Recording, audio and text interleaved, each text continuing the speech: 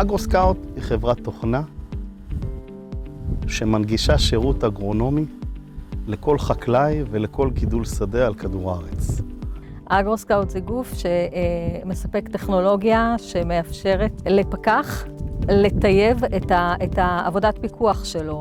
זה אומר שאם אני מסתובבת בשדה במשך חצי שעה, שעה, ויש לי אפשרות לנטר X דונמים או X צמחים, הטכנולוגיה של אגרוסקאוט מאפשרת לי אחר כך לנטר ולמפות הרבה יותר בזמנים קצרים יותר.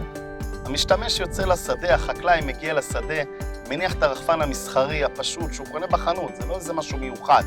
מצייר באפליקציה את האזור שהוא רוצה לחסות, מאותו רגע הרחפן משוטט לו בגובה של 2 מטר מעל הצמחים, מה שמאפשר לו האוויר של הפרופלורים להפוך חלק מהעלים, ואז מאפשר לנו לתפוס גם את המזיקים שחיים בחלק התחתון של העלה. בגידולים שאפשר לראות בהם יותר מחלות עלים, כי מחלות עלים זה משהו שהרחפן יכול לצלם, אתה יכול לראות, ואז אתה יכול לפענח את זה. חוזר הביתה, מעלה את התמונות לענן, שם זה עובר דרך אלגוריתמים שלנו, של בינה מלאכותית, ראייה ממוחשבת, ובסוף גם רואה את זה האגרונום, ומקבל דוח, תוך 24 שעות, אליו לטלפון, אליו למחשב בבית.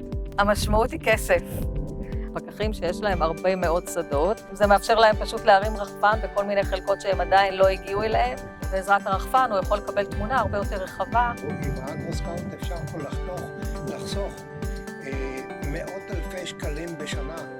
החקלאי לא כל כך מבין את זה היום, אבל ברגע שהוא יקבל את התוצאה של הריסוסים, והוא לא צריך לרסס את כל השטח, אלא רק חלק מהמקטעים של השטח, במקום ללכת ולרסס את כל השטח, יש לו פה חיסכון כספי אדיר.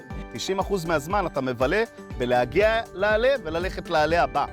באמצעות הטכנולוגיה שלנו, אתה רק רואה את העלים עם הבעיות.